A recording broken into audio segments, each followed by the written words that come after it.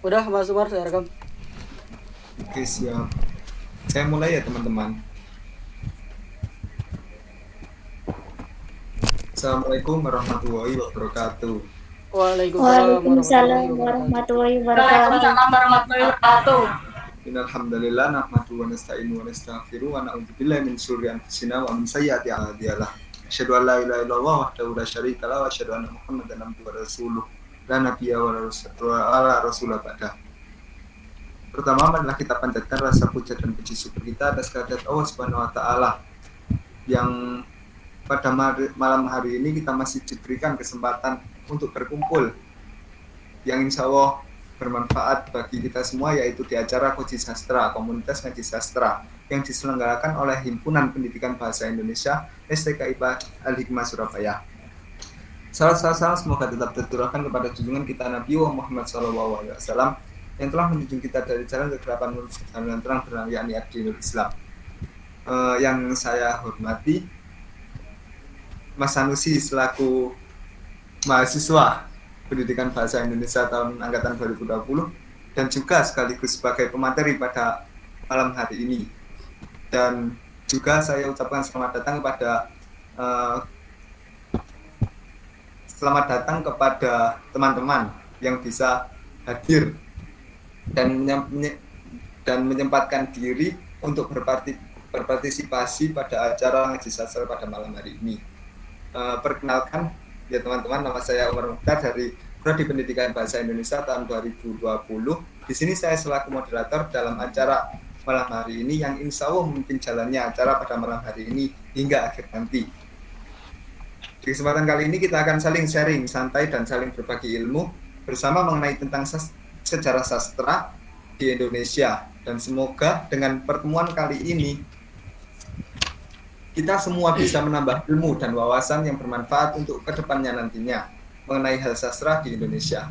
Untuk itu langsung saja tanpa menunggu waktu lama, saya serahkan langsung kepada pemateri kita pada malam hari ini, yaitu kepada sesosok laki-laki yang berasal dari Kota Hujan, kepada Mas Sanusi. Waktu dan layar saya persilahkan.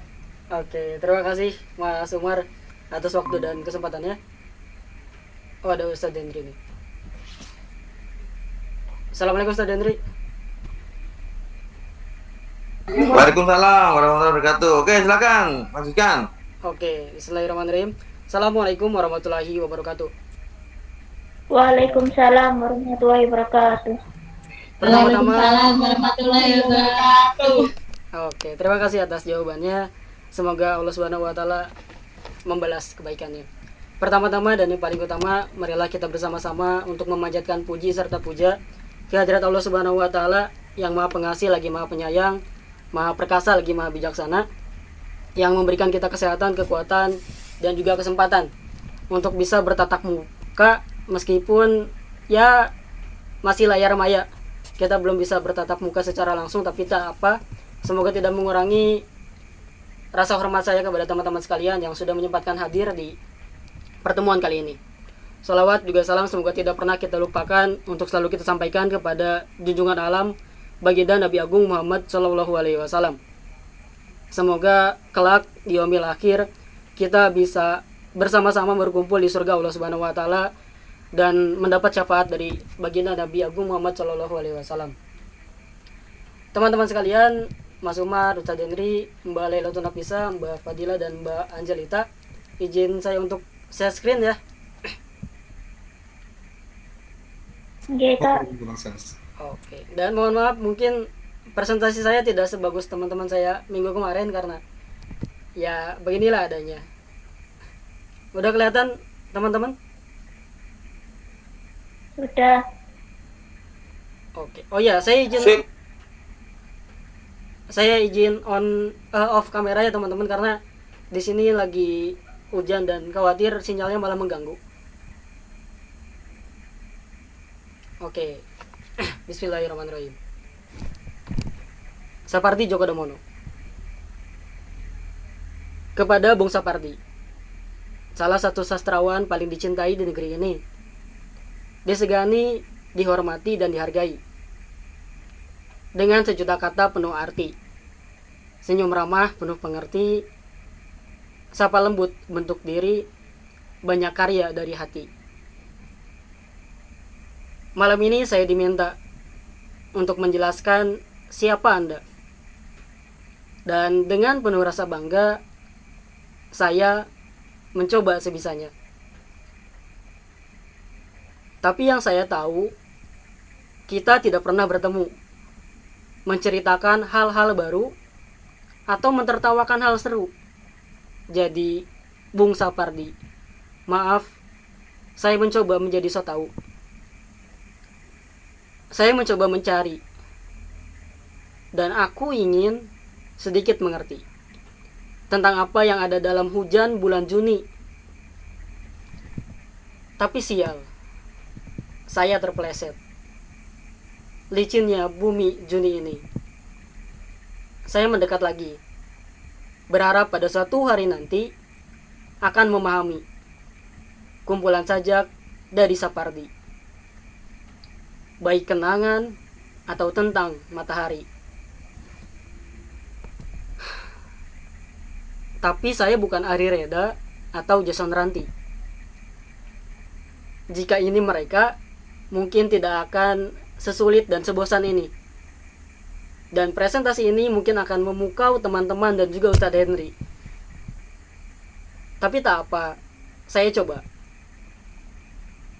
Jika saya Jason Ranti, mungkin pertama saya akan bernyanyi seperti ini. Tapi tidak jadi, karena saya bukan Jason Ranti. Atau jika saya Ari dan Reda, saya akan memperkenalkan Anda dengan memusikalisasikan puisi. Tapi Anda pasti sudah mengerti, saya bukan hanya tidak bisa dan tidak ahli, tapi saya sama sekali tidak berbakat untuk bernyanyi. Jadi saya ingin seperti Sandi, bacakan saja puisi. Kebetulan nama saya Sanusi. Ya, meski tidak sama, tapi kau tahulah, akhirannya sama. Dan meskipun suaranya tetap tanpa nada, setidaknya tidak akan menyakiti telinga Anda. Bismillah, Sapardi Djoko Damono. Aku ingin. Oh iya, sekedar informasi, pesan dari Bapak Sapardi bahwa puisi ini spesial untuk teman-teman yang mau mengaktifkan kameranya dan juga suaranya jika diminta. Apalagi kalau mengaktifkan kameranya terus ya, supaya seperti berbicara dengan orang lain ya, enggak berbicara dengan laptop. Aku ingin mencintaimu dengan sederhana, dengan kata yang tak sempat diucapkan kayu kepada api yang menjadikannya abu. Aku ingin mencintaimu dengan sederhana, dengan isyarat yang tak sempat disampaikan awan kepada hujan yang menjadikannya tiada. 1989. Hatiku selembar daun, melayang, jatuh di rumput. Nanti dulu,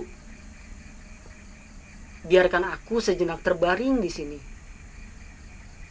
Ada yang masih ingin kupandang, yang selama senantiasa luput. Sesaat adalah abadi, sebelum kau sapu tamanmu setiap pagi. Tak ada yang lebih tabah dari hujan bulan Juni. Dirahasiakannya rintik rindunya kepada pohon berbunga itu. Tak ada yang lebih bijak dari hujan bulan Juni. Dihapusnya jejak-jejak kakinya yang ragu-ragu di jalan itu. Tak ada yang lebih arif dari hujan bulan Juni. Dibiarkannya yang tak terucapkan diserap akar pohon bunga itu. Sapardi Djoko Damono. Teman-teman sekalian yang saya hormati dan saya banggakan, alasan pertama saya membacakan puisi di awal presentasi karena ada pepatah lama, istilah lama yang sebenarnya saya tidak yakin pernah ada yang mengucapkannya, tapi ya tidak apa-apa. Kurang lebih bunyinya seperti ini.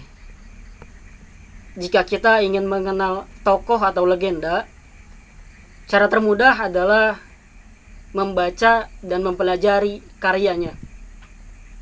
Ya, jadi beginilah. Dengan membaca puisinya dan mendengarkan puisinya, kita akan lebih tahu dan lebih mengerti bagaimana sih Bung Sapardi. Nah, Sapardi Djoko Damono. Mungkin teman-teman sekalian udah pernah dengar dan pernah tahu Sapardi Djoko Damono. Sekalipun nggak tahu siapa Sapardi Djoko Damono, tapi pernah dengar karya-karya beliau, baik itu puisi, cerpen, dan lain-lain. Sapardi Djoko Damono ini punya julukan atau nama panggung SDD. Ya, sederhana, ini singkatan dari namanya Sapardi Djoko Damono dan jadi SDD. Puisi yang diciptakan Sapardi. Dalam diriku. Dalam diriku mengalir sungai panjang. Darah namanya. Dalam diriku menggenang telaga darah. Sukma namanya. Dalam diriku meriak gelombang sukma. Hidup namanya. Dan karena hidup itu indah, aku menangis sepuas-puasnya. Sapardi Djoko Damono. Beliau lahir di Surakarta, Jawa Tengah. Teman-teman ada yang tahu nggak Surakarta, Jawa Tengah ini ada di negara mana pada saat Sapardi Djoko Damono lahir?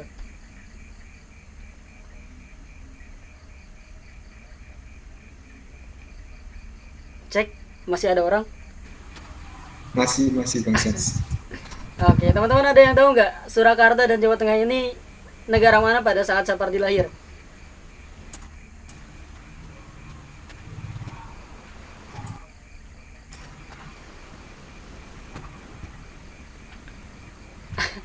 Oke. Maaf Kak, itu kalau ngomong jangan cepet-cepet Kak. Oh iya. Maaf Kak. Aduh, kecepatan ya. Mohon maaf. Tadi berarti saya baca puisi kecepatan ya. Tadi baca puisinya nggak kecepatan, cuma tadi pas tanya tadi Oh iya. kecepatan. Betul gitu. Maaf. Siap. Saya yang mohon maaf karena terlalu cepat ngomongnya sehingga teman-teman nggak jelas mendengarnya. Oke, saya ulangi. Sapardi Djoko Damono ini lahir di Surakarta, Jawa Tengah. Tepatnya di Hindia Belanda. Kenapa beliau lahir di Hindia Belanda, bukan di Indonesia? Padahal Surakarta dan Jawa Tengah ada di Indonesia pada saat ini. Itu karena beliau lahir pada 20 Maret 1940. Tepatnya 5 tahun sebelum Indonesia merdeka. Dan pada saat itu Indonesia masih di bawah kekuasaan kerajaan Belanda. Lalu beliau wafat pada usia 80 tahun. Nah, karena beliau wafat pada usia 80 tahun, kira-kira beliau meninggalnya pada tahun berapa?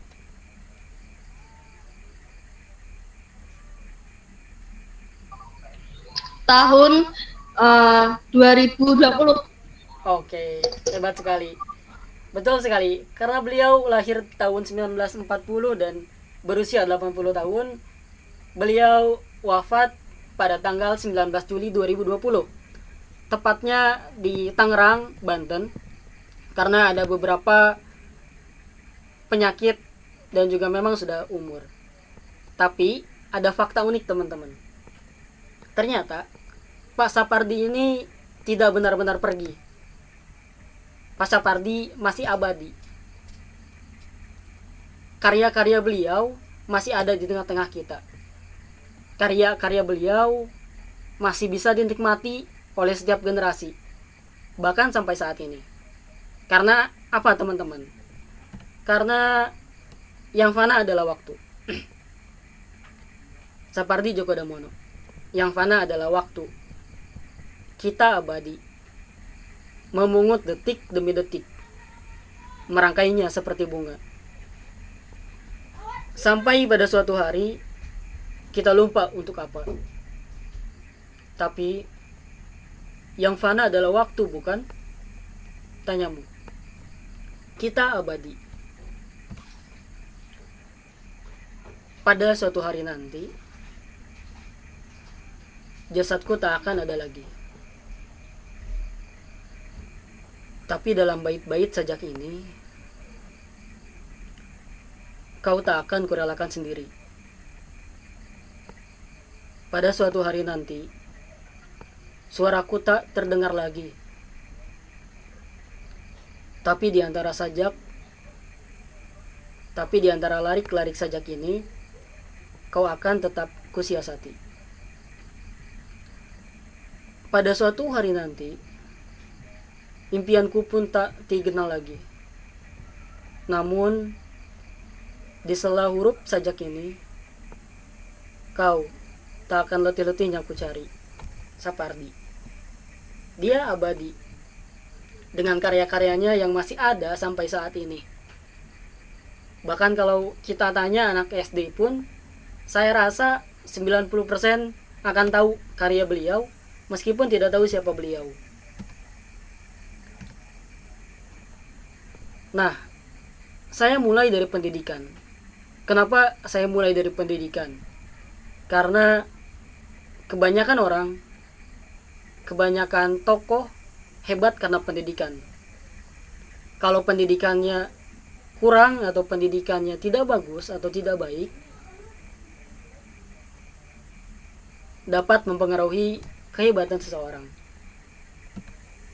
Beliau memulai pendidikan di SD Kesatrian Keraton Surakarta, lalu melanjutkan di SMPN 2 Surakarta dan SMAN 2 Surakarta. Terlihat bahwa beliau sampai usia menengah, sampai usia remaja berada di kota Surakarta, kota kelahirannya. Nah, setelah lulus dari SMAN 2 Surakarta ini, beliau memiliki kemampuan untuk menulis puisi dan sudah tertarik terjun di dalamnya. Jadi, beliau mulai mengirimkan puisi-puisi atau karya-karya beliau ke surat-surat kabar yang ada di kota tersebut. Beliau sudah aktif dari semenjak lulus SMA. Lalu beliau melanjutkan pendidikannya di jurusan Sastra Barat, Fakultas Sastra, yang sekarang berganti menjadi Fakultas Ilmu Budaya di Universitas Gadjah Mada, tepatnya Yogyakarta. Nah, setelah lulus dari Universitas Gadjah Mada dan beliau masih aktif untuk menulis, beliau melanjutkan pendidikan di University of Hawaii. Karena saya khawatir salah membaca, jadi saya tidak mencantumkan jurusan beliau di university ini. Intinya beliau belajar tentang kemanusiaan, tentang humanity. Lalu beliau melanjutkan pendidikannya di Fakultas Sastra, mengambil gelar dokter Universitas Indonesia. Nah, jadi sudah sangat jelas bahwa latar belakang beliau sebagai sastrawan ini didukung juga oleh pendidikan-pendidikan beliau yang sangat luar biasa. Sehingga tidak asal langsung jadi, tapi ada pembentukan di dalamnya. Lalu SDD ini kerja apa sih? Mungkin ada yang bisa bantu jawab, karir beliau yang pertama itu apa? Atau yang utama itu apa?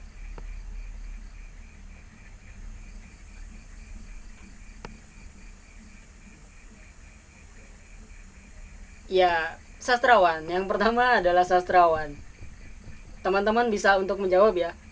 On mic boleh selama presentasi supaya komunikasinya berjalan lancar. Nah, selain sastrawan, beliau juga memiliki beberapa pekerjaan-pekerjaan lain atau karir-karir di bidang lain. Nah, kira-kira selain sastrawan, teman-teman tahu nggak Bapak Sapardi ini kerja apa lagi? Dosen. Ya, benar sekali, dosen. Seperti yang banyak dikenal oleh anak muda sekarang, mungkin teman-teman juga pernah dengar lagunya Jason Ranti yang kurang lebih nadanya, liriknya begini. Oh Pak Sapardi, saya ingin ngopi dengan murid cantikmu di UI. Nah, beliau dosen di beberapa kampus termasuk di Universitas Indonesia. Selain itu, beliau juga Direktur Pelaksana Yayasan Indonesia dan redaktur di beberapa majalah. Nah, sebagai sastrawan dulu kita ulas. Apakah sudah pantas Pak Sapardi ini disebut sastrawan atau seorang penyair negara?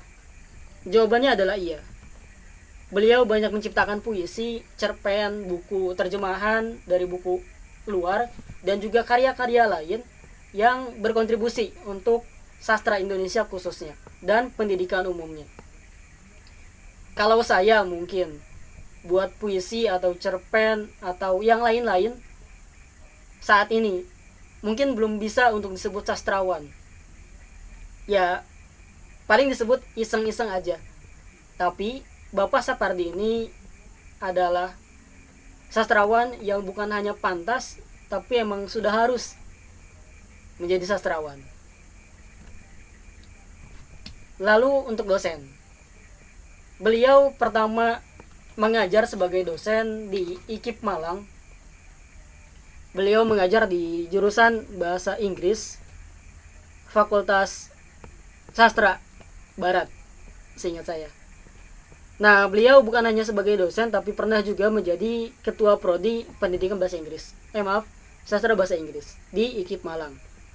Lalu beliau berpindah ke Jakarta dan menjadi dosen di Universitas Indonesia. Nah, sama seperti di IKIP Malang, beliau juga tidak hanya menjadi dosen biasa, tapi beliau juga pernah menjadi guru besar sekaligus menjadi dekan di Universitas Indonesia. Lalu setelah beliau pensiun, beliau melanjutkan di Institut Kesenian Jakarta untuk mengajar di sana. Lalu Direktur Pelaksana Yayasan Indonesia. Di tangan beliau, Yayasan Indonesia ini menerbitkan atau mengeluarkan majalah Horizon, yang sekaligus beliau menjadi redaktur di sana. Di majalah Horizon, majalah Basis, majalah Kalam, Pembinaan Bahasa Indonesia, Ilmu-ilmu Sastra Indonesia, dan Country Editor. Kebetulan Country Editor ini ada di luar negeri, tepatnya di Kuala Lumpur, Malaysia. Jadi beliau bukan hanya diakui di negeri ini, tapi juga di luar negeri. Dan karya-karyanya nyata diakui di luar negeri. Tadi sempat disinggung tentang cerpen. Nah, saya ada contoh untuk cerpen, tapi saya ingin teman-teman untuk membantu membacakan cerpen karya Sapardi. Karena saya tidak ingin mengenal Sapardi sendiri. Kalau saya membaca semua karya beliau hari ini, semuanya sendiri gitu. Jadi saya pengen teman-teman, mungkin ada yang bersedia, boleh on mic-nya untuk membaca cerpen karya Sapardi. 2 orang boleh, 1 orang boleh.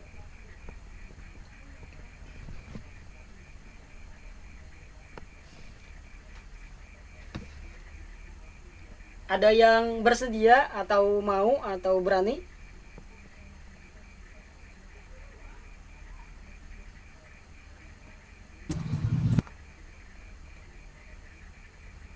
Saya Kak. Oke, terima kasih. Mbak siapa ini? Maaf, saya nggak ngelihat.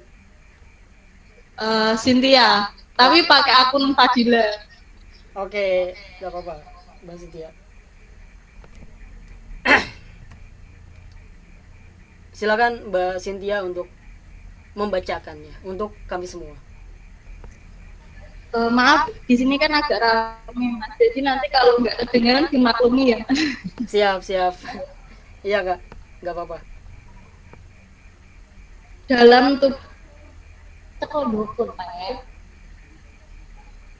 Dalam tugas, aku sedang bertugas meliput peperangan yang terjadi di negeri sahabat. Tak usah diberitakan bahwa penyebabnya adalah kemauan yang punya kuasa untuk ikut campur urusan rumah tangga orang lain. Tapi aku tidak mau memasalahkannya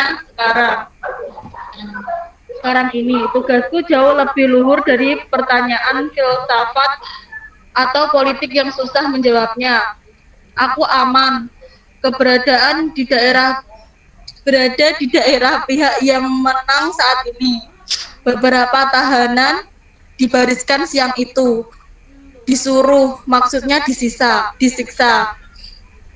macam-macam, dan akhirnya salah seorang lelaki yang pakaiannya kumal, pakai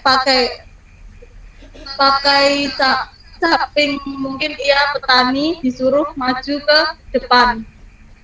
Seorang serdadu mendekatinya, mengacungkan pistol, menempelkan moncong senjata itu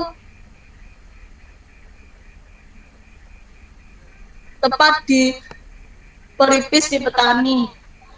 Dan aku tidak bisa berbuat lain kecuali menekan tombol kamera yang sudah sejak tadi aku siapkan. Juga untuk menembak. Tidak ada yang mempersoalkan kenapa aku tidak menolong petani itu dan malah ambil gambarnya. Sudah Mas, sudah Kak. Oke, terima kasih Mbak Cynthia atas partisipasinya. Lalu si korban rubuh. Semua sudah terekam dalam kameraku. Aku setengah tak percaya ketika menyaksikan tubuh yang roboh itu perlahan-lahan naik seperti terangkat angin. Ringan sekali. Semakin tinggi. Namun, aku saksikan nyawanya masih tegak bergeming di tanah. Aku melihatnya jelas. Aku keheranan. Tentu saja. Seorang serdadu mendekatiku dan dengan tenang berkata, "Bung, kau kan wartawan. Jangan suka heran begitu dong. Setiap kali pembangkang mati, ya begitu. Tenang saja. Lama-lama, Bung juga terbiasa."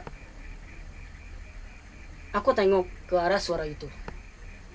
Aku tak boleh kaget ketika melihat tampang serdadu itu persis Red Pill majalahku. Sapardi. Selanjutnya cerpen yang memiliki nilai sama tentang wartawan. Wartawan itu menunggu pengadilan terakhir. Ada yang bersedia lagi untuk membantu saya membacakan cerpen ini? Mungkin Mbak Fadila, Mbak Laila? Saya. Oke, silakan Mbak Laila, waktu dan tempat.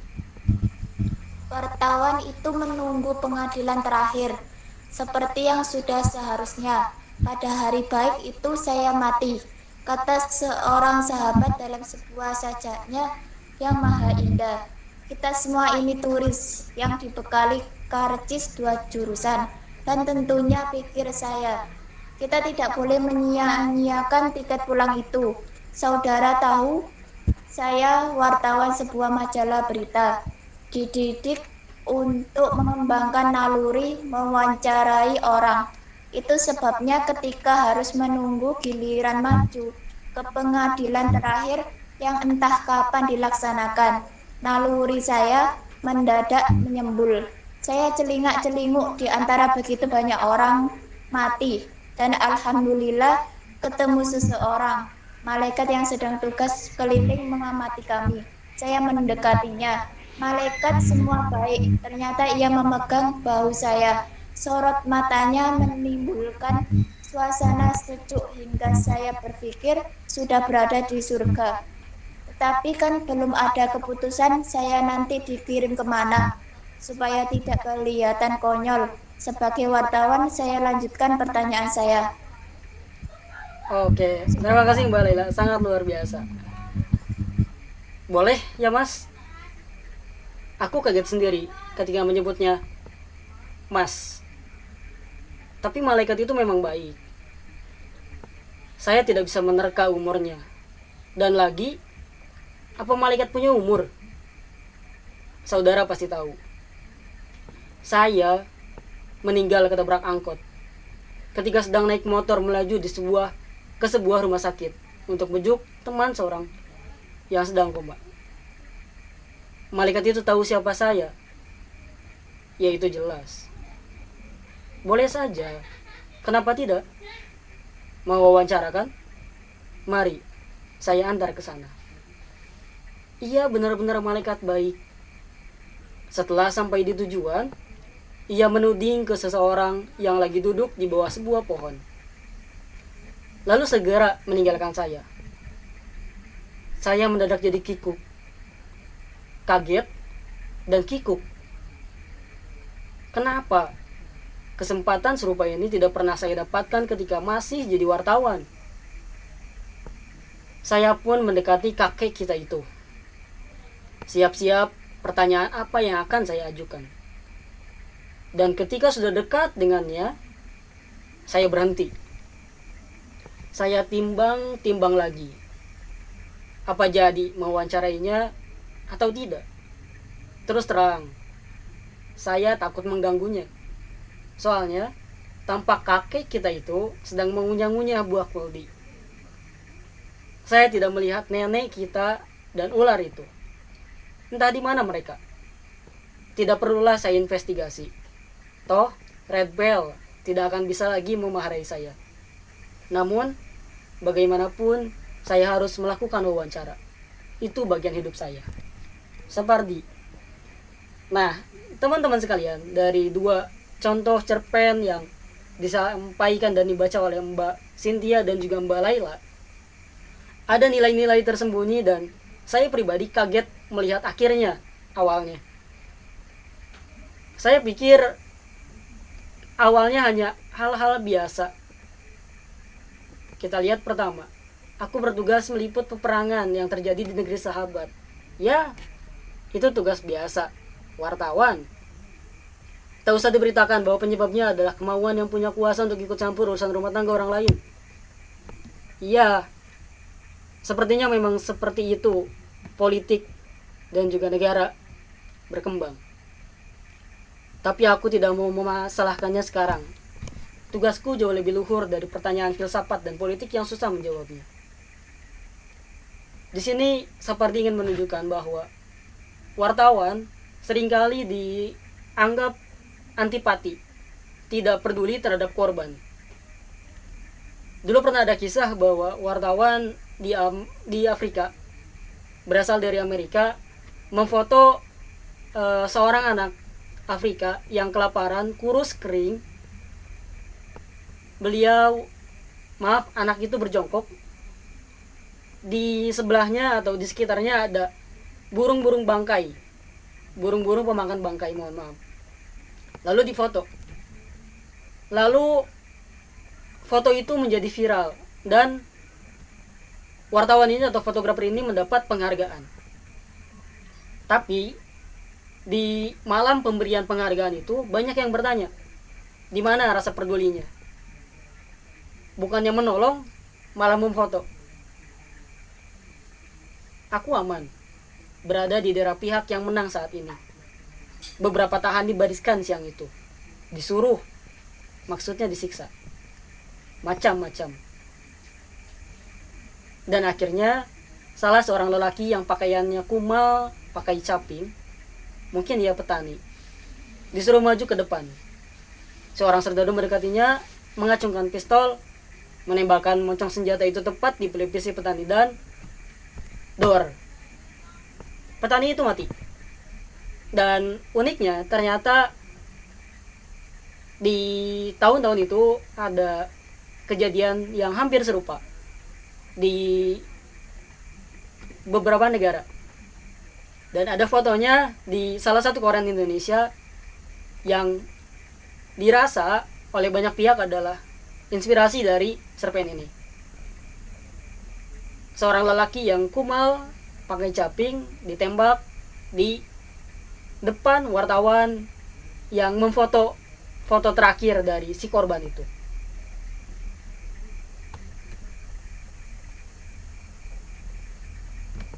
Lalu yang ini, sepertinya sudah seharusnya pada hari baik itu saya mati. Ya, kita akan semua mati. Dan yang saya tidak pernah sangka bahwa akhirnya akan seperti ini. Bertemu dengan kakek kita. Siapa sih kakek kita ini? Menurut teman-teman, siapa yang dimaksud dari dalam cerpen ini?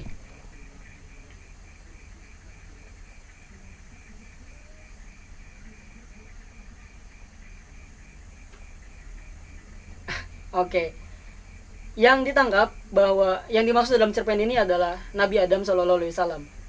Kakek kita itu sedang mengunyah-ngunyah buah kuldi.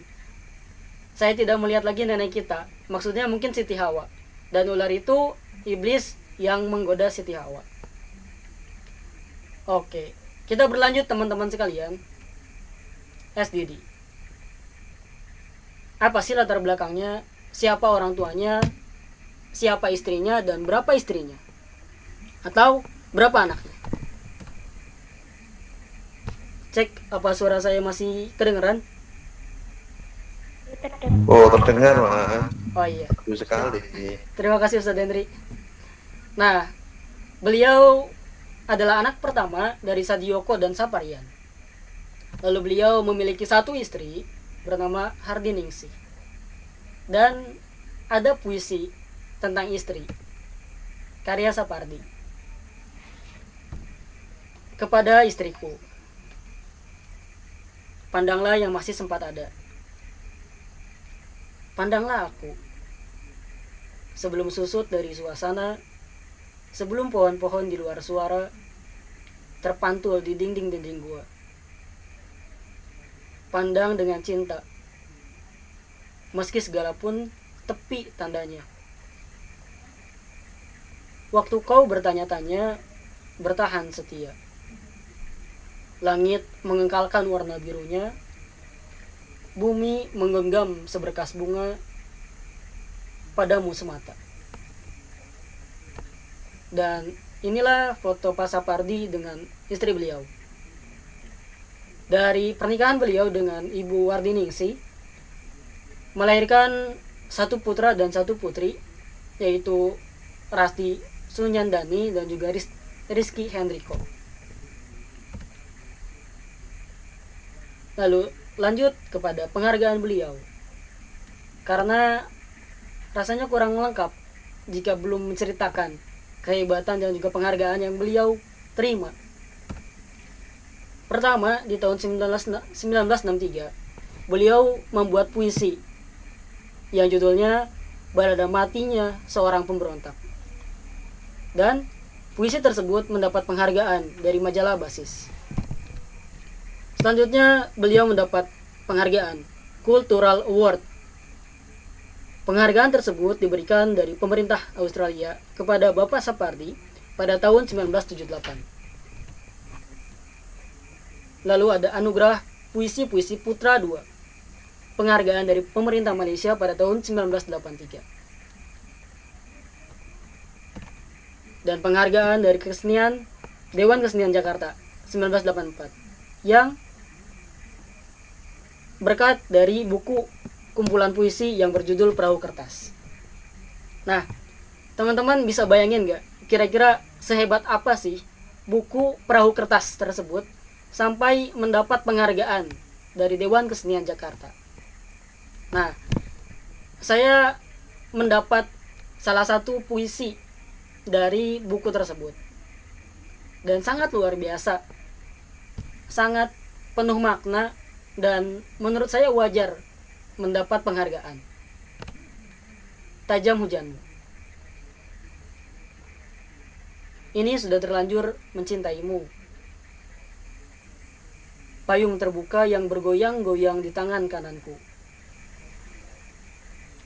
air yang menetes dari pinggir-pinggir payung itu, aspal yang gemeletuk di bawah sepatu, arloji yang buram berair kacanya, 2-3 patah kata mengganjal di tenggorokan. Deras dinginmu, sembilu hujanmu. Dengan satu saja contoh puisi sudah terlihat kewajaran penghargaan-penghargaan yang diberikan kepada beliau. Tapi ternyata tidak sampai sini. Penghargaan yang diberikan kepada Bapak Sapardi ternyata masih banyak. Ada Mataram Award tahun 1985. Ada Sea White Award, hadiah sastra ASEAN, yang diberikan oleh pemerintah Thailand pada 1986. Ada Anugerah Seni, penghargaan dari Departemen Pendidikan dan Kebudayaan Indonesia pada tahun 1990. Ada Kalyana Kretya 1996. Penghargaan ini diberikan dari Kementerian Riset dan Teknologi kepada Bapak Sapardi. Lalu ada lagi gak? Atau masih banyak gak? Jawabannya adalah masih banyak lagi. Ini baru sampai 1996 dan beliau wafat di 2020. Selama rentang waktu tersebut masih ada banyak penghargaan-penghargaan yang diberikan kepada beliau. Tapi karena keterbatasan waktu dan juga ilmu, saya memberikan kesempatan kepada teman-teman untuk mengeksplornya sendiri, untuk lebih mengenal Sapardi dan meresapi Sapardi dengan diri teman-teman masing-masing. Jadi silakan untuk mencari lagi. Nah, tadi baru satu saja karya beliau. Lalu apa aja sih karya-karya beliau yang sampai membuat beliau banjir penghargaan? Kita mulai dari puisi. Karya sastra yang mungkin paling umum di Indonesia dan juga di dunia. Mulai dari anak SD, SMP, SMA, bahkan yang belum sekolah atau yang tidak sekolah, minimal pernah mendengarnya. Inilah puisi Bapak Sapardi. Sebenarnya banyak sekali puisi dari Bapak Sapardi, tapi hanya menuliskan beberapa saja judulnya. Seperti yang saya sebutkan di awal pertama kali. Ada Aku Ingin. Lalu ada Hatiku Selembar Daun. Ada Hujan Bulan Juni. Yang fana adalah waktu. Pada suatu hari nanti. Lalu ada pertanyaan kerikil yang goblok. Ada Di Restoran, Dalam Doaku, Ayat-ayat Tokyo, Akulah Si Telaga. Dan masih banyak lagi teman-teman. Baik itu puisi tunggal atau puisi yang terkumpul dalam kumpulan puisi yang diterbitkan oleh Sapardi Djoko Damono. Salah satunya adalah Sajak Putih. Kira-kira ada teman-teman yang mau membacakan puisi Sajak Putih nggak? Kalau mau silakan untuk on mic-nya.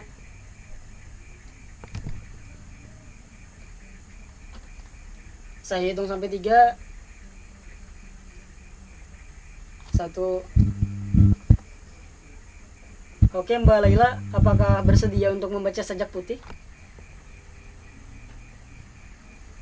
Oke, Kak. Oke. Sajak Putih.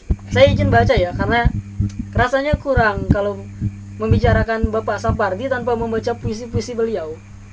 Saya sebenarnya pengen banyak baca puisi, tapi ya inilah Sajak Putih. Beribu saat dalam kenangan, surut perlahan. Kita dengarkan bumi menerima tanpa mengaduh. Sewaktu detik pun jatuh, kita dengar bumi yang tua dalam setia. Kasih tanpa suara. Sewaktu bayang-bayang kita memanjang, mengabur batas ruang, kita pun bisu, tersekat dalam pesona. Sewaktu ia pun memanggil-manggil, sewaktu kata membuat kita begitu terpencil di luar cuaca. Sangat luar biasa. Lalu selain puisi, apa lagi sih kira-kira? Nah, selain puisi, beliau juga banyak menuliskan dan menghasilkan cerpen, cerita pendek. Baik itu cerpen tunggal seperti yang saya sebut tadi, ada juga cerpen yang tergabung dalam buku kumpulan cerpen. Nah, diantaranya adalah beberapa ini. Pertama adalah Wartawan Itu Menunggu, Pengadilan Terakhir, yang tadi sudah dibacakan bersama-sama. Lalu dalam tugas, ada Naik KRL, Naik Garuda, Meditasi Sunan Kalijaga, Sepasang Sepatu Tua, Pengarang Telah Mati, Membunuh Orang Gila. Sangat luar biasa, banyak sekali. Lalu ada juga buku atau novel. Nah, buku atau novel ini beliau hasilkan atau beliau tulis kebanyakan di periode-periode yang saat ini, di 2000 ke atas. Ada Pingkan Melipat Jarak, ada Yang Fana Adalah Waktu, Namaku Sita, Trilogi Sokram, Hujan Bulan Juni, Suti, Mata Jendela, dan Matra Orang Jawa. Sama seperti puisi dan juga cerpen tadi, masih banyak karya-karya lain, novel dan buku lain dari karya Sapardi. Saya tidak cantumkan di sini supaya kita sama-sama bisa mencari lagi. Nah, selain dari itu ada juga terjemahan. Pak Sapardi aktif untuk menerjemahkan karya-karya dari tokoh-tokoh luar negeri. Di antaranya adalah Lelaki Tua dan Laut pada tahun 1973. Ini adalah karya dari Ernest Hemingway. Lalu ada Sepilihan Sajak George Severis 1975. Terjemahan dari karya George Severis. Lalu ada Puisi Klasik Cina tahun 1976, Lirik Klasik Parsi 1977, Mendorok Jang Kunti-Kunti, Sepilihan Sajak dari Australia tahun 91, dan masih banyak lagi. Teman-teman sekalian, ternyata rasanya terlalu membosankan jika saya hanya membicarakan apa yang saya ingin sampaikan. Saya bilang pendidikan Pak Sapardi seperti ini, penghargaannya banyak sekali. Tapi saya khawatir apa yang saya sampaikan ternyata bukan apa yang teman-teman inginkan. Jadi saya minta tolong lagi ke salah satu yang bersedia untuk memecahkan hal ini. Boleh ada yang bersedia?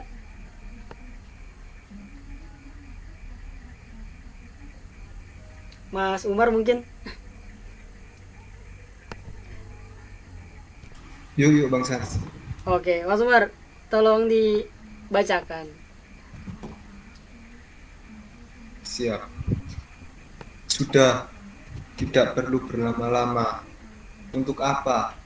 Seperti ilmumu seluas telaga saja. Berbicara semaumu tanpa melihat kebosanan mereka. Biarkan mereka bertanya atau berbagai pengalamannya. Mungkin yang kamu bicarakan tidak semudah diterima. Kau pun tahu, kau bukan siapa-siapa. Nice, mantap. Terima kasih Mas Umar Mukhtar. Nah, teman-teman sekalian, tadi Mas Umar selaku moderator telah mengizinkan saya dan meminta saya untuk membuka pertanyaan. Ya, kayaknya kurang menarik jika terus-terus membosankan. Jadi, mohon izin Mas Umar, silakan teman-teman untuk yang mau bertanya tentang apapun terkait Sapardi Djoko Damono, waktu dan layar saya persilakan.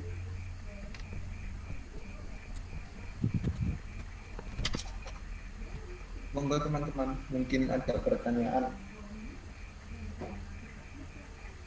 atau suatu hal yang ingin ditanyakan kepada Mas Sanusi tentang Sapardi Djoko Damono ini. Monggo teman-teman.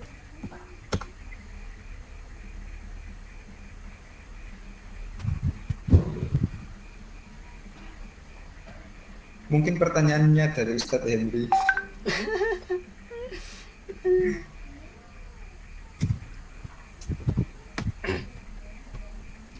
Kalau saya nggak tanya, ya.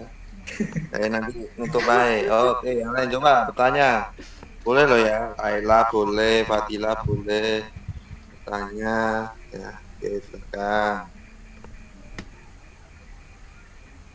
Masih setia nyimak saya. Walaupun kamera ya. Oke.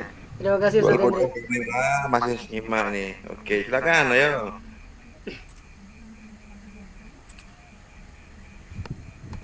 Oke, sepertinya tidak ada pertanyaan ya Mas Umar.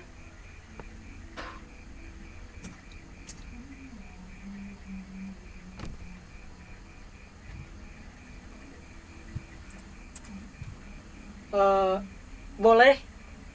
Oh ini Mbak Fadila ya, maaf saya bacakan. Semisal tentang sastra, tapi tidak berkaitan dengan Bung Sapardi Djoko Damono. Apakah boleh?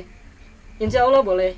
Tapi Mungkin. mohon maaf jika jawabannya kurang maksimal. Tapi insya Allah saya menjawab dengan semaksimal mungkin. Monggo Mbak Fadila. Nanti juga bisa di cover kan sama Ustadz Henry. Betul, betul. Tadi yang tanya saya, Mas. Oh iya, Mbak Cynthia, monggo waktu dan tempat. Pertanyaan saya seperti ini. Menurut Mas Sanusi, Kak Sanusi, seseorang bisa disebut sebagai sastrawan itu harus apa? Soalnya kan orang kalau membuat cerpen atau puisi semua saja bisa, tapi semua itu tidak bisa disebut sastrawan. Oke, Mbak Cynthia. Terima kasih ya. Dan terima kasih jawabannya berupa opini dan bukan fakta. Kalau fakta saya bingung jawabnya mau kayak gimana. Nah, Mbak Cynthia, saya coba mengulangi pertanyaannya ya. Apa syarat bisa jadi sastrawan? Padahal banyak orang bisa untuk buat puisi dan karya lain. Kurang lebih begitu ya Mbak Cynthia. Iya, Mas. Iya, Kak. Iya, boleh Mas atau boleh Kak, terserah Mbak Cynthia aja. Nah, menurut saya pribadi, pertama, untuk menjadi sastrawan perlu berkarya. Karena sekalipun pandai berkata-kata, pandai merangkai kata, pandai berbicara, pandai menulis, kalau tidak menghasilkan karya atau tidak menyalurkannya terhadap karya, entah itu puisi, entah itu cerpen, entah itu novel atau lain-lain, akan sulit untuk disebut sastrawan. Kedua adalah konsisten. Kalau saat ini saya membuat puisi, terus dikirim ke koran Tempo misalnya, tapi hanya saat ini aja saya nulisnya. Minggu depan, bulan depan, tahun depan saya nggak nulis lagi. Lambat laun saya akan bukannya tertinggal, tapi terlupakan. Dan mungkin sama sekali nggak ada orang yang tahu bahwa saya pernah nulis di koran Tempo. Ketiga adalah aktif dalam dunia kepenulisan dan juga dunia pendidikan. Kenapa? Karena menurut saya pribadi, sastrawan adalah orang yang bakal terlibat dalam dunia pendidikan dan kepenulisan baik secara langsung atau tidak langsung. Selanjutnya, orang bisa disebut sastrawan kalau diakui oleh orang lain. Ya, kita bisa saja mengklaim dengan mudah. Saya nih udah buat kumpulan buku puisi. Dalam buku tersebut ada 100 puisi. Buku tersebut dibeli oleh 200 orang misalkan, atau menjadi top seller di Gramedia. Tapi kalau orang lain nggak mengakui itu, nggak mengakui saya sebagai sastrawan, ya bukan sastrawan.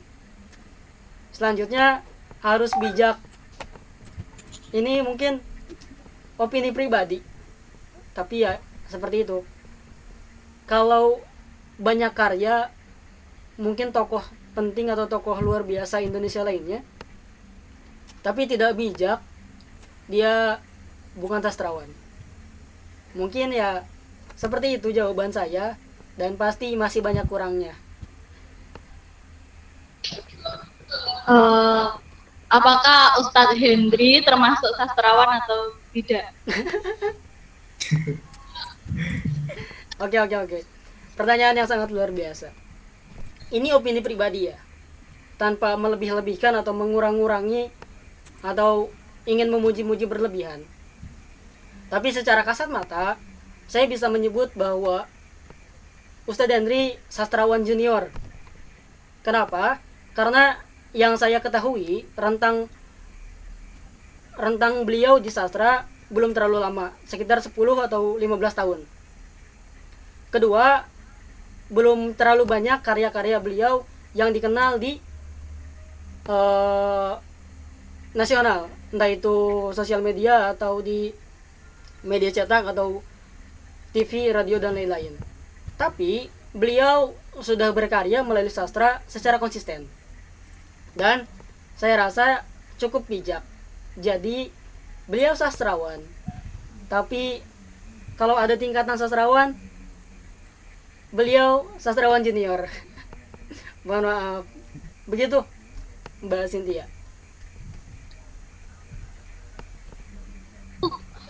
Oh, jadi menurut Mas Sanusi, Ustadz Hendri adalah sastrawan, tapi sastrawan junior gitu ya? Kurang lebih kalau ada istilah atau ada tingkatan ya, tingkatan sastrawan, saya pasti lebih condong Ustadz Hendri ke sastrawan junior.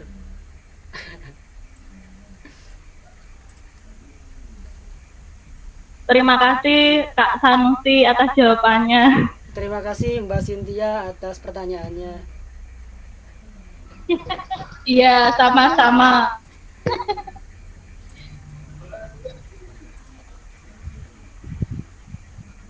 Ada lagi teman-teman? Ini dari Mbak Laila Bang Sans di kolom komentar. Kak mau tanya, sastra fakta sebagai manifestasi artistik dan imajinatif kehidupan manusia dan masyarakat melalui bahasa sebagai media dan memiliki efek positif terhadap kehidupan manusia. Apa saja sih Kak efek positif dari maksud tersebut? Masya Allah. Saya ingin memberi applause dulu kepada Mbak Laila karena pertanyaannya sangat luar biasa. Bukan berarti pertanyaan Mbak Cynthia enggak luar biasa. Ya, ini enggak kalah luar biasa lah intinya. Oke. Kamu mau tanya.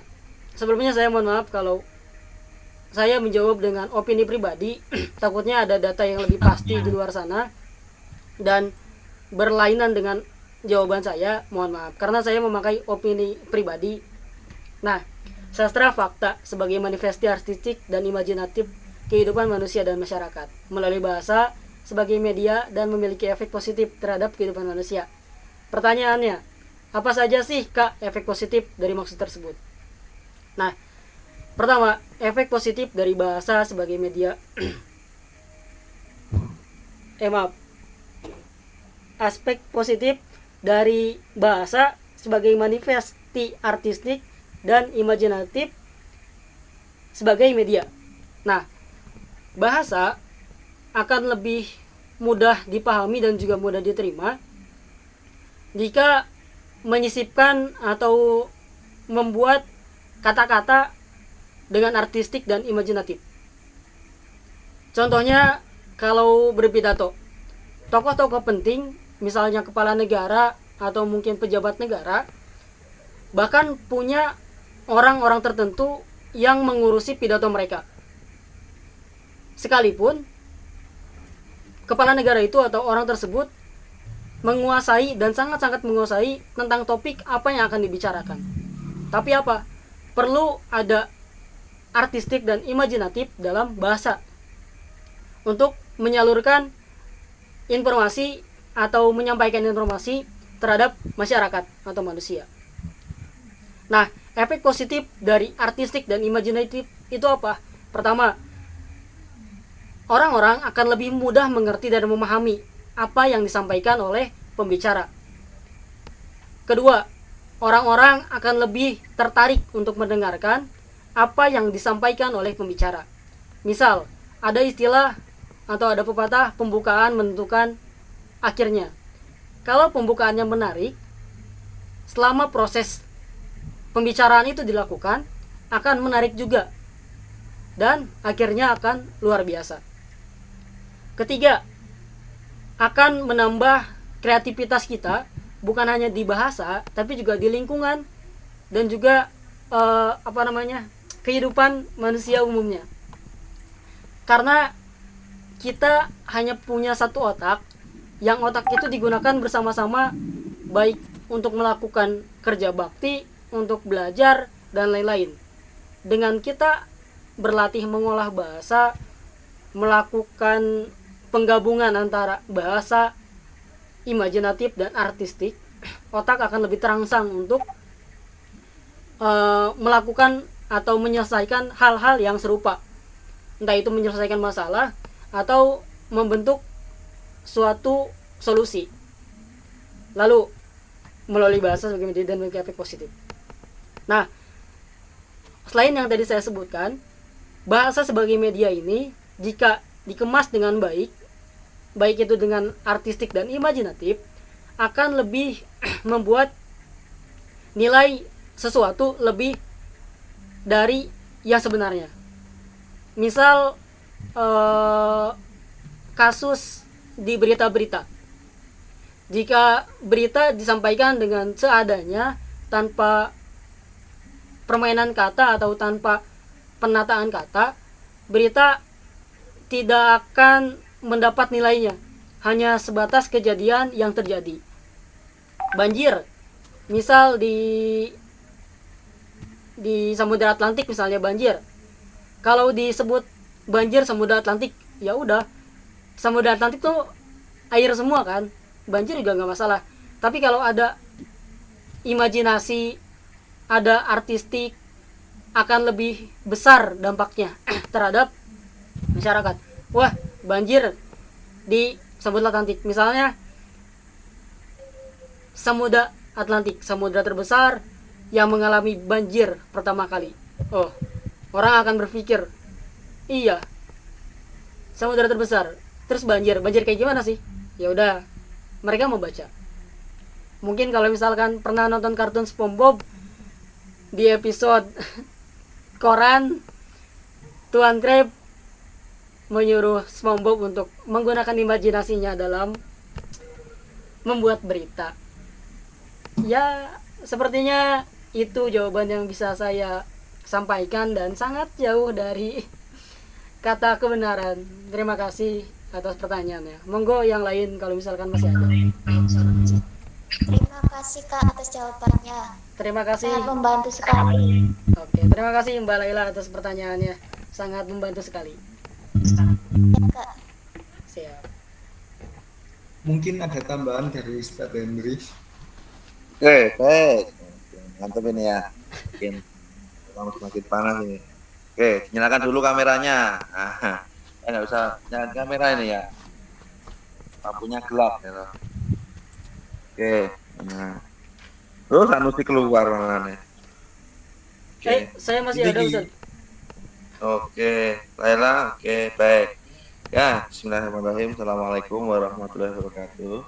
Waalaikumsalam warahmatullahi wabarakatuh. Waalaikumsalam warahmatullahi wabarakatuh. Nah, ini adik-adik TPA wae, rame bareng ya. Adilar ya. Oke. Baik, teman-teman sekalian ya, saya sangat mengapresiasi sekali ya pada angkatan 2021, angkatan 2020 nih. Ini kayak kompak nih, tapi semoga memang kompak itu kompak ya. Tidak ada maksud apa-apa. Maksudnya apa Ustaz ya? Pikiran dewe kan gitu ya. Oke, baik. Teman-teman sekalian, ya, teman-teman sekalian,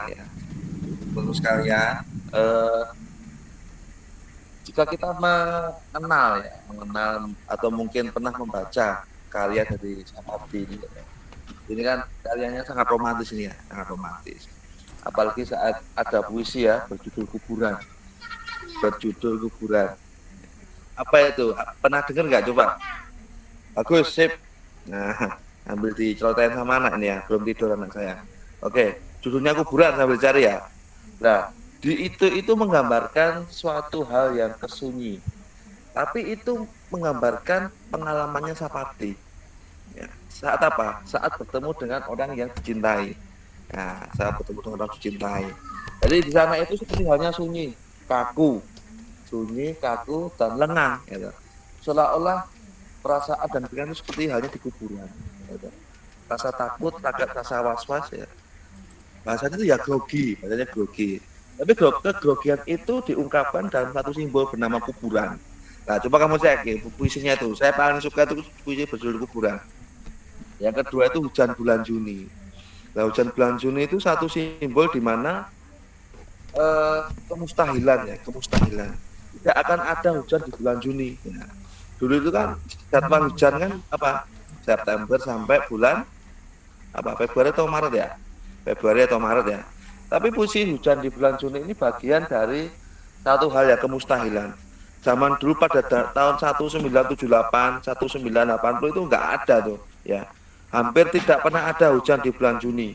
Tapi sekarang ini sudah ada ya, karena mungkin ada beberapa faktor ya. Faktor kerusakan alam ya. Kerusakan. Jadi memang hujan tuh nggak bisa diramalkan seperti halnya zaman dulu. Dan tidak mungkin ada hujan di bulan Juni. Kenapa? Itu bagian dari apa? Kemustahilan lah. Kemustahilan ini adalah prasangka dari Sapardi ya, terhadap sesuatu, nggak tahu itu sesuatunya apa. Ketika dikonfirmasi itu, apakah ini bagian dari seorang laki-laki yang tidak bisa mendapatkan seorang cewek, nah sampai seperti itu gitu. Ya, karena hal yang mustahil. Karena Sapardi saat itu ada seorang yang tidak punya apa-apa ya, dia hanya seorang pelajar, seorang mahasiswa yang belajar, tapi dia melihat sosok perempuan yang cukup populer. Masih katakan hujan bulan Juni. Nah, seperti itu. Terus kemudian puisi berjudul Aku ingin mencintaimu dengan sederhana, kan begitu ya. Nah, itu juga menarik ya puisinya itu ya. Itu juga cukup romantis itu ya puisinya Aku ingin itu. Nah, dan banyak lain lagi. Nah, oke. Itu dari Sapardi itu ya. Oke. Jadi teman-teman sekalian itu kalau membahas tentang Sapardi tapi tidak pernah membaca karyanya Sapardi itu rugi. Ya, itu rugi. Mengapa rugi? Karena memang harus dibaca karyanya ya. Karyanya harus dibaca. Kalau nggak dibaca apa ya? Rugi lah. Seorang mahasiswa pendidikan bahasa Indonesia masih bahasanya itu nggak kenal ya sama karya Sapardi. Ya, dibaca itu. Ya. Dibaca karena memang kita bisa mengetahui ihwal tentang kontemplasi. Kontemplasi enggak? Kontemplasi itu proses di mana puisi itu diciptakan. Nah, jadi perenungan dari seorang penulis ya. Nah, pertanyaan lagi, apakah Pak Henry itu seorang sastrawan ya? Ya, oke. Ya nggak tahu. Saya cuma suka sastra saja ya, suka sastra saja, suka mengkaji ya. Suka membaca ya toh. Ya, dan kalau pada level predikat atau mungkin status orang sastrawan ya jauh ya, masih jauh sekali. Mengapa demikian? Ya karena memang ya belum banyak karya yang saya tulis ya toh. Ya sekedar lulus saja, senang nulis. Tapi sejatinya predikat atau klaim seorang sastrawan itu adalah pengakuan orang lain. Contohnya begini, Taufik Ismail, dia dikatakan sastrawan dan diakui oleh banyak orang. Kemudian Rendra, diakui banyak orang. Kemudian dikatakan seorang sastrawan. Sastrawan kan ya orang yang ahli di bidang tentang sastrawan. Kalau cendekiawan, apa artinya itu? Orang yang ahli di bidang ilmu tertentu ya, orang yang memiliki ilmu tertentu, cendekiawan muslim berarti apa? Seorang berilmu dari umat Islam, cendekiawan muslim. Kalau perawan juga lah, perawan juga gitu ya, perawan juga perempuan ya. Oke, itu ya, itu berkaitan dengan sastrawan. Kalau itu ya pengakuan masyarakat ya. Dan dia didapatkan bukan karena pendidikan ya. Karena memang pengakuan masyarakat, walaupun kuliahnya di sastra ya, belum tentu kita sastrawan. Ya dia hanya dikatakan sarjana sastra kan gitu ya. Karena dia sudah belajar, sudah kuliah di jurusan sastra. Oke. Kemudian ada polwan. Nah, polwan itu kan apa? Polusi wanita kan gitu ya. Polwan itu ini profesi ya. Bagian dari profesi sastra itu profesi bisa jadi, tapi lebih pada pengakuan masyarakat. Karena apa? Karena karya-karya yang telah ditulis. Oke. Nah, berkaitan dengan pertanyaan siapa yang tadi itu? Laila ya. Oke, Laila itu pertanyaannya bagus ya. Ya. Oke, Laila ini mengatakan begini ya, sastra fakta sebagai manifestasi estetik dan imajinatif kehidupan manusia. Oke. Manifestasi itu artinya adalah wujud dari kehidupan, ya wujud dari kehidupan. Jadi sastra itu wujud dari kehidupan, karena itu adalah cermin dari suatu kehidupan. Apapun bisa ditulis sesuai dengan konteks jejak zaman. Oke. Zaman sekarang itu adalah zamannya corona. Ya. Tentunya banyak orang yang menulis sastra tentang corona. Ya. Entah itu corona Jawa, entah itu pandemi of corona dan lain sebagainya. Karena konteksnya konteks corona. Tapi pada zaman dulu konteksnya konteks penjajah ya. Kemudian saat konteks penjajahan Belanda, saat konteks perebutan kemerdekaan, ini dia dulu ya. Kemudian apa namanya? Konteksnya mempertahankan kemerdekaan dan lain sebagainya. Nah, makanya kita manifestasi artistik apa? Manifestasi yang indah ya, wujud yang indah ya. Dan imajinatif apa? Bersifat apa? Imaji, bayang seolah-olah itu ada, dan itu imaji itu sebagai bumbu ya. Bumbu apa?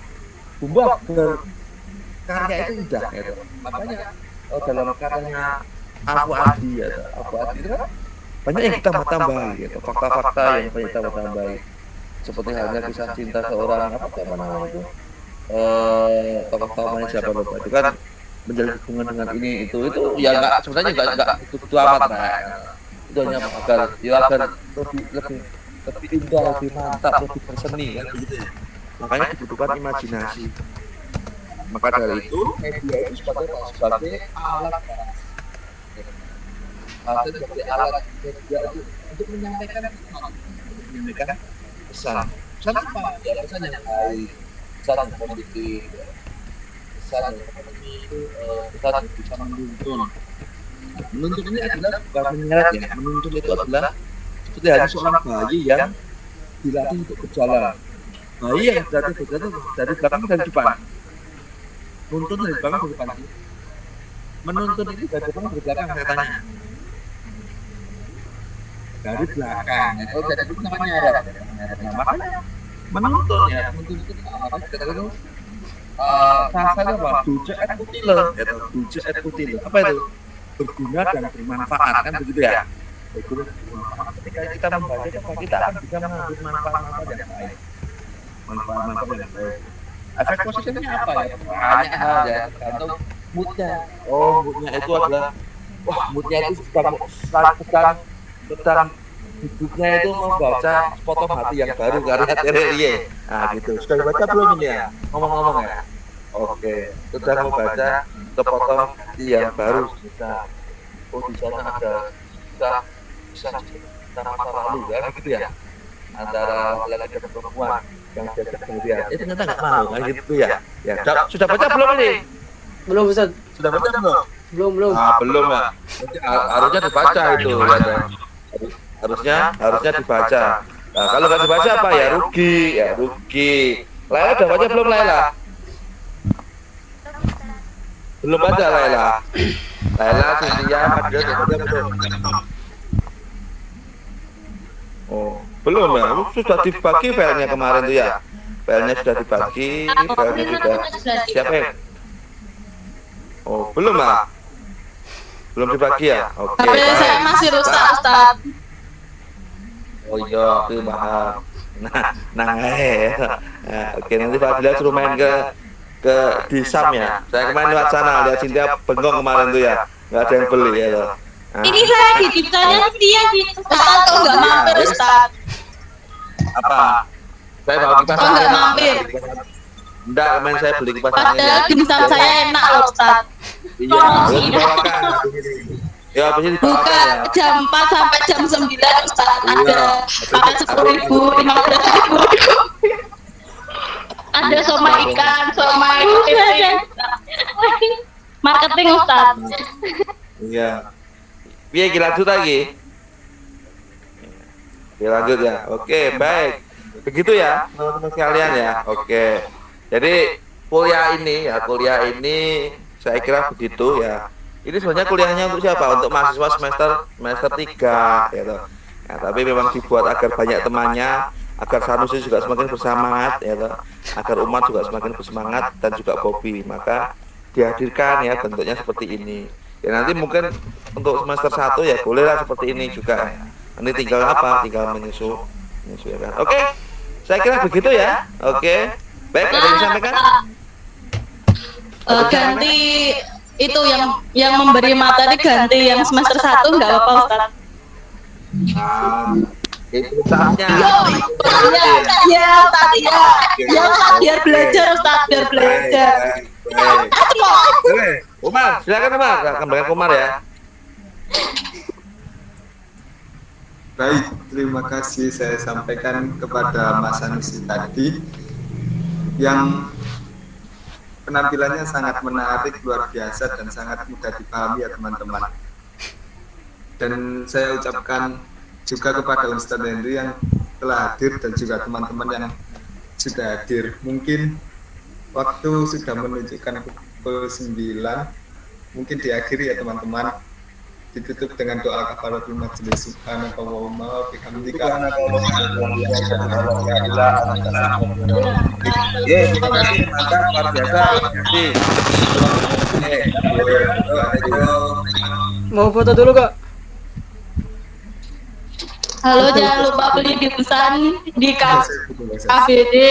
Jangan lupa beli dimsum di KBD, buka jam 4 sampai jam 9. Ongkos kirim ke Bogor berapa ya? Gimana? Oh, oke. Ongkir ke Bogor sekitar 1 juta. Mau foto dulu kak? Udah. Mas Sanusi ini mau offline loh, nggak ke Surabaya. Nanti mampir ke dimsum yang itu yang menganti ada itu. Ditungguin India ngawur, kok. Gratis kan ya? Pak, kalau gratis nanti saya tutup aja. Yang gratis Itu aja kirim ke Mas. Bogor. Ya nanti saya ke sana. Oh, bunga nih, yang gratis aja nggak apa-apa, bisa ke sana. Yo kan gratis, keno. Karo liburan, tapi itu uang transportnya masuk Santi. Oh iya. Kirim aja rekeningnya. Yaudah mas Orang, mau foto dulu enggak, kak? Mas. Itu Mas Sanusi ke Surabaya aja. Insya Allah. Aja Mas Sanusi kan lo. Mas Umar lo, omahe kene tak pernah gelem kopi.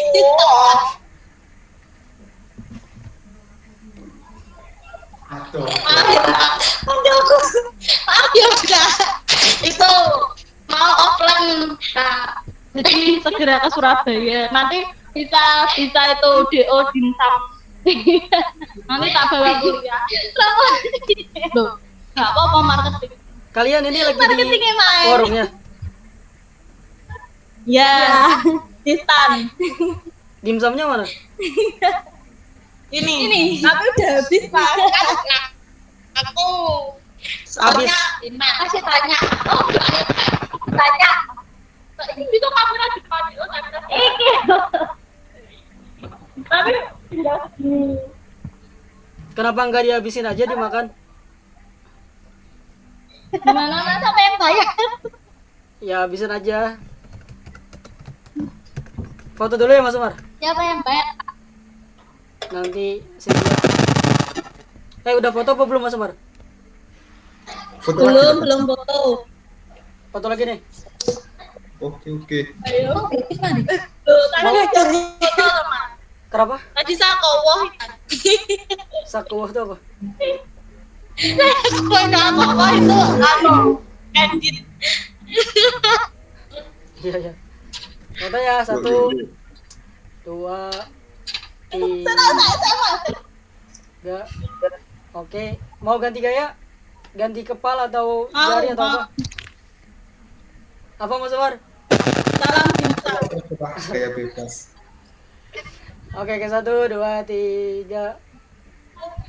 Oke, sip, cukup kayaknya ya. Cukup. Oke. Silakan kalau mau keluar atau mau masih di sini juga gak apa-apa sih. Sebentar itu, Mas Umar katanya mau beli dimsum sama itu mbaknya. Mbaknya siapa?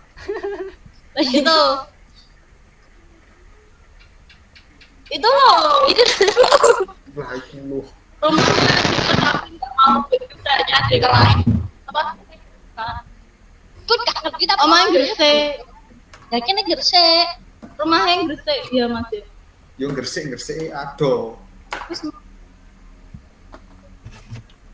Dari Kalau bagi lelaki jarak adalah angka. berarti dipotong ongkir berarti dimsumnya. Dipotong bensin. Batine ra sepiro. Itu bisa DO. Apa itu? Delivery order. Apa? Ambil apa? Ambil apa? Ya aku dhewe to. Ngomongnya pengen ketemu ngawur gak? Ngawur. Laila boleh DO ke pondoknya kok. Aku ki aku tapi maksa. Iya. Berkah. Ayo cari. Boleh. Jangan tutup. Mulai.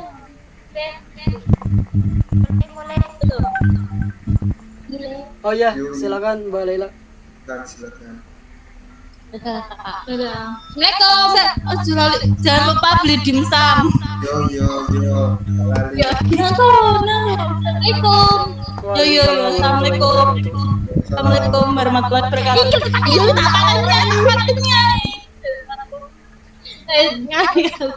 Assalamualaikum.